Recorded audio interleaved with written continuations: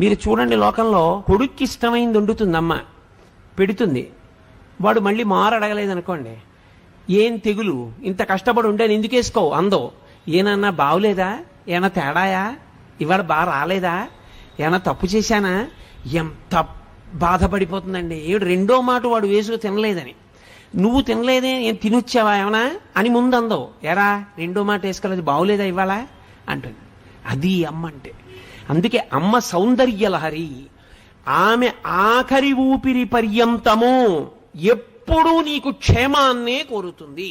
తల్లికి తండ్రికి ఉన్న చిన్న తేడా కారణం చేత తల్లికి పెద్ద స్థానం ఇచ్చారు.